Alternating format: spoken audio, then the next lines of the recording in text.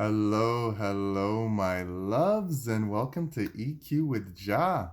It has been a minute. Let me tell you, I have been busy, just working away at just life in general. And so, I took a little hiatus from taking time to make my long videos here on YouTube, but I have been very active on TikTok. So you can follow me over there as well as Instagram, my other social media platforms, and my new project I'm working on, Emo Talk, which you can check out the YouTube channel for that. There's a podcast and daytime show. So what I wanted to talk about today is something that I have personally gone through during this spiritual journey, and I wanted to just take a moment to just share with you guys part of my journey. And, a lot of it started from a very young age of just simply wanting to fit in, just wanting to feel a part of the tribe, just wanting to feel like what I felt and was experiencing mattered. And sometimes when you're growing up, even the people who love you, they have already been indoctrinated and conditioned into an energy, let's say, and an emotional state of being way before their birth. And so, what has happened for at least myself, I'm not sure for other people, but at least myself as a young gay man, I didn't know what gay was. I didn't know what anything meant by that. I didn't know what being black and gay meant. As I got older, I started to learn that there were conditional rules to being a black gay man compared to my counterparts in general across the board. And so I would always find myself trying to talk a certain way, trying to look a certain way, not only in the gay world, but also in the straight world. I've never stopped to refine who I was as a man or a gay man. As soon as I knew I was gay around 6 years old, I told my family, and they're like, "How do you know what gay is?" Because in their mind, gay was the sexuality part of it, just the actual physical act, not the energy part of it. And so I knew that I loved what I loved, but I didn't know what that meant. And so the only examples as a young gay man that I had, because let's remember, everyone ostracized me, even when they didn't mean to. I had a conversation with my brother years back, and, there's no ill feelings against him. He's my brother. I love him. But there was something he said years ago that doesn't stick with me today, but I remember it, obviously. Is he was just telling me, like, every time I was about to come into elementary to junior high or into junior high to high school, "Hey man, don't come here acting gay," because that culture was associated with a world that he had to survive in, and he already had enough on his plate, so he didn't want to have to try to protect me too, like he had always done, growing up as a little kid. And me as a little kid, I didn't know this. I just was affected by what my brother, who I respected, said to me, and so I just conformed, not questioning it, because if he's telling me to do this, then it means I need to do this for a certain reason. And so, of course, I try to dress straight, whatever, that means. I try to lower my voice into my deeper chest octave voice, which didn't work because I naturally talk high when I'm excited. And, as a kid, I didn't really understand the shifting programming to fit other people's paradigms.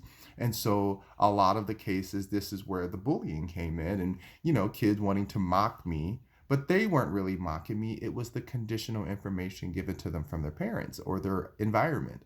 And so the thing that I think a lot of people forget is, as a gay kid, we grow up in the exact same environments. So everything that you think you're trying to protect me from or protect yourself from, someone else is going through the same experience, even deeper. Not saying that it's more profound or better or whatever. It's just saying the layers get a little deeper and the storyline gets a little more complicated. And so, with that being said, I tried my best to fit in and it didn't work. And so, because of that, I'm so happy it didn't work. I was able to go outside of my black circle of friends because, again, I love my ethnicity, but my ethnicity was conditioned by a culture that told them to hate themselves and then to hate me. Because I was always asked, "Why do you talk so white? Why, ooh, nigga, you gay? We don't like gay." And I'm just like, I don't know what any of that means as a kid. This is stuff that, again, kids repeat what adults say. So when you have adults repeating, or when you have kids repeating things adults say, with no contextual value or any emotional intelligence behind it, it's just straight hurtful. And so you have no idea. And so you try to fight everything in your existence to be what everyone is telling you you are. Or you become more of it and you end up hating the people who try to make you fight yourself. But that didn't happen to me. If anything, I became more entitled and feeling like I'm a young gay black man. I don't have to speak a certain way. I don't have to play basketball because I'm tall. I don't have to act this way. Like so many people used to tell me, oh, you're tall, you should play basketball. And I'm like, well, I don't want to play basketball. And they'd be like, oh, well, it's the only way you're going to go to college. I had so many people tell me that. And because of that, I remember I studied harder. So here's the thing I'm telling you, that moment of people trying to tell me who I was, thank God I had the energy to say I am the opposite of that. And so because somebody said you're supposed to play ball because you're tall, I jumped into my studies more. I did everything to not feel like I had to have a sport to play. Now, looking back, I wish I did because I could be smart and play ball.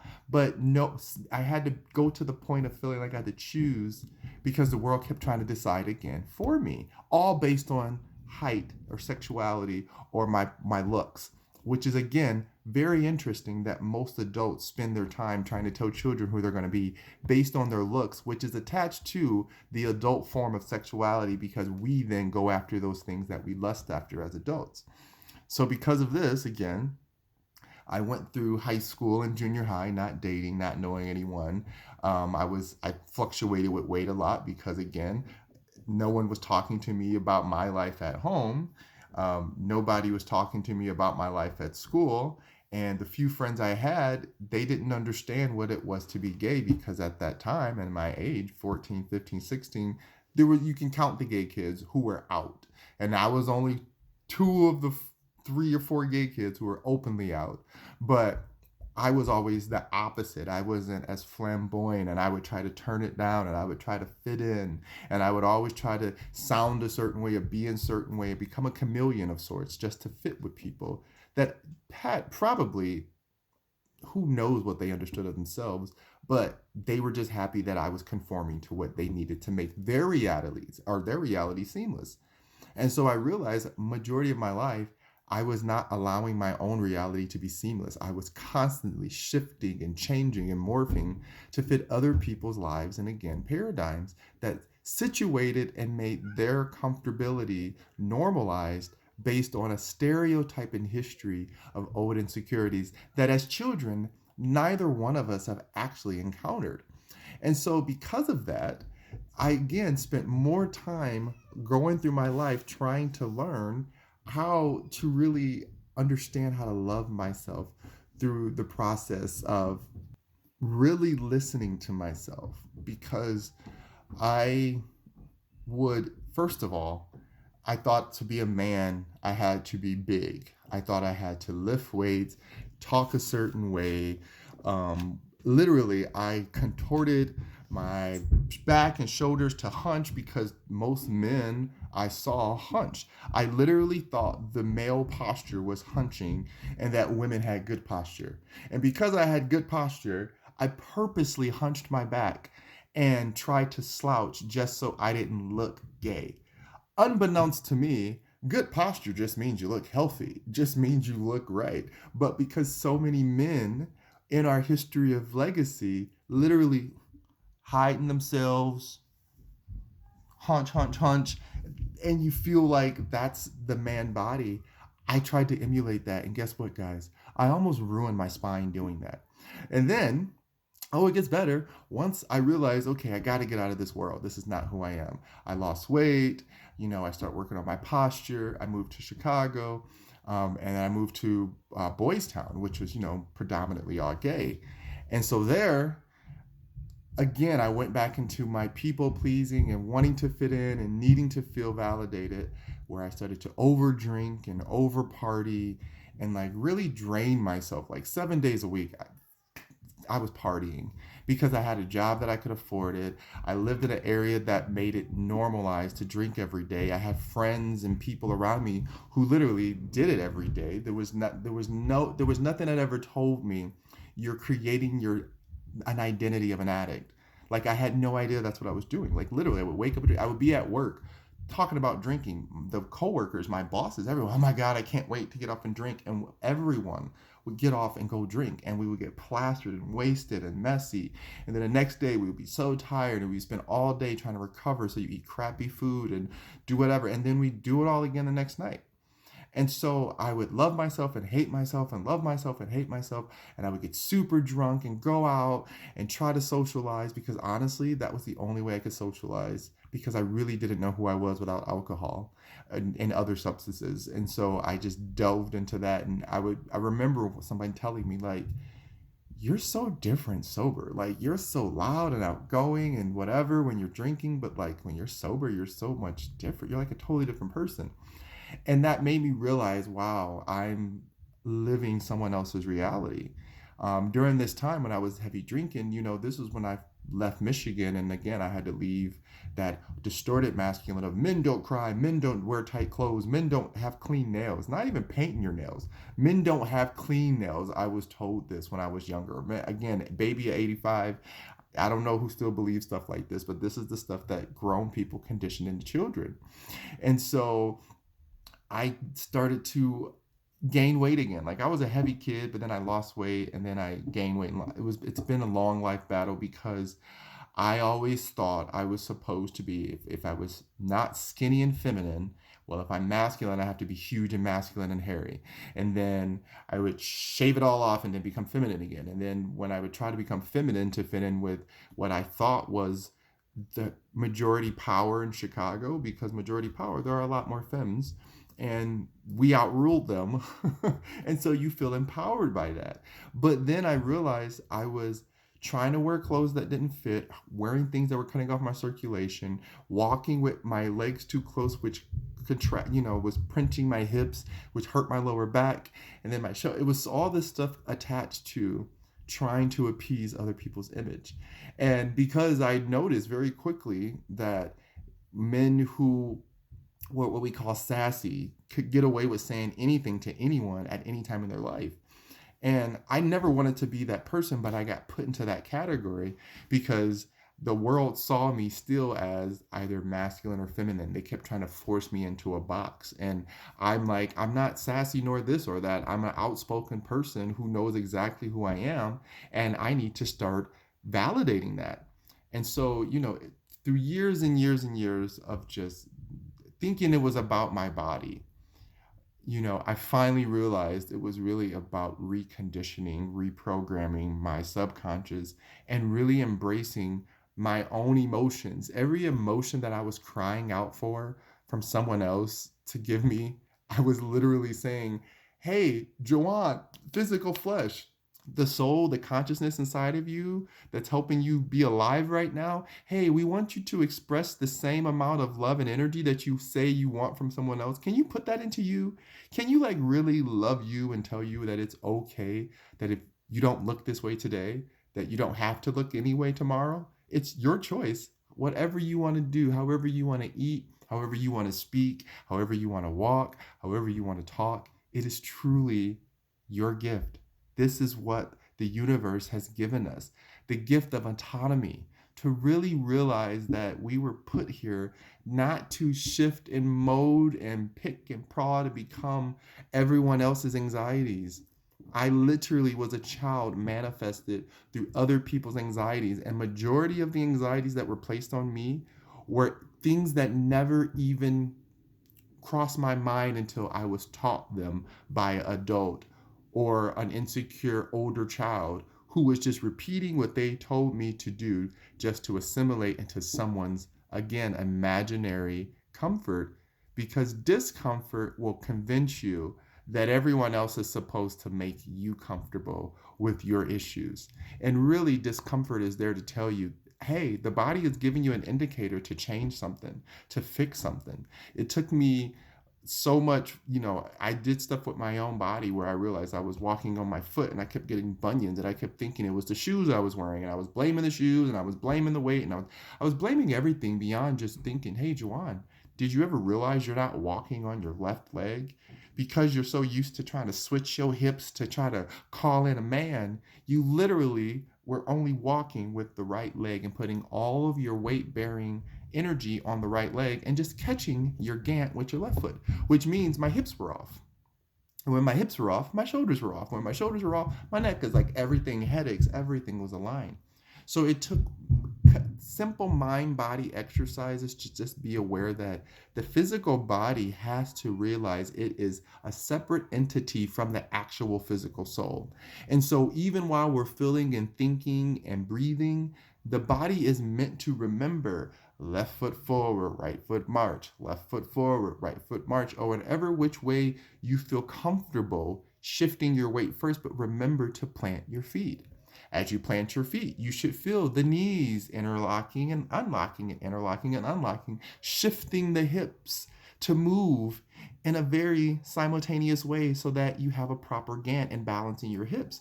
Once you do this, the spine is it's balanced. The spine is able to then be what it's supposed to be, a support for the back and the trunk of the body to hold the arms and open up the airways and let the mind breathe. And this is, again, all of these things when we're talking about sacral and root chakras and all this, it's all connected with the physical body. That's why it's important, whichever exercise you choose, yoga, weightlifting, whatever, calisthenics, remember it's about finding a way to trust yourself again, so that yourself trusts you when you decide that you will not put it through a bunch of rigorous exercises and diets for someone else's approval, but that you're doing it for the benefit of the body so that it can actually live a long time and experience the experience it's meant to and pass away at a normal time frame that the body is ready to do, and not from us over-inducing it and overindulging it and over-forcing it to fit into something that's not our reality. This new earth, new world is calling forth people of integrity and authenticity to stand forth and be as true as yourself. Be as honest as you can be with yourself. This is my story. I'm sure other people have their own stories, but because I lived on the outside so long trying to fit in, I actually learned how to fit into myself, which is the best and most beautiful gift that I can ever, ever, ever receive. And I thank the universe every day for this level of gratitude where I can see this vessel, this human body, this is the magic. This is my experience. And this is how I get to live and express any energy that flows through me energetically, emotionally, logically, spiritually, whatever, however I deem fit. Okay? Remember, this is for your journey. Whatever feels good for you. Do not do it for anyone else's approval. Again, if you want to lose weight and get in shape, do it for your health and for your balance, not for approval or sexual appeasing. If you want to, again, get smarter and learn, do it again for your wisdom and character building, not to break people down and break up systems that work or find ways to make broken system work better to help break people. This is not what we're here for. Our human existence is so much greater than, again, the validation of outside factors. It's time to own your existence as this physical form, embrace your soul as the loving heart and incarnation of life that it is, and then again, thank the mind, because the mind is the ego that we need to talk to the spirit world. It is able to break down what we call nonsensical things and to make it to make sense, because we have to understand that emotional intelligence tells us what makes sense. And then logically, we then follow what will work over and over and over within that emotional sense. This is what we call practical choices. So make sure you're making emotionally charged logical choices for you that are going to benefit the most, what I'm going to call abundant energy desires that you require to, again, fulfill what you need to understand who you are. I know this sounds like it's all over the place, but really think about it. It will all click in the way it needs to click in. Again, I thank you guys for who follows me. I thank you guys for who watch me. Again, I'm not here for the likes. I'm not here for the notoriety. I'm here to make sure that there's resources for those who need it whenever they come across it.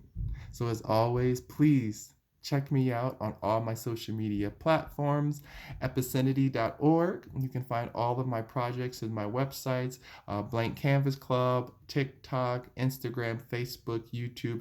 Again, you can always check out my new project, Emo Talk, on Spotify as well as YouTube, where me and my buddy Ra, we're just talking about everything emotional intelligence when it comes to the romance world and the dating world. And again, all these things that are conditionally given to us at young ages before we know what to do with it, but then expect to make it applicable and know how to function in it within our adult years.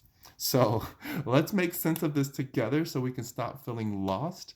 And as always, guys, I love you. I love you. I love you. May I balance to you. Besos.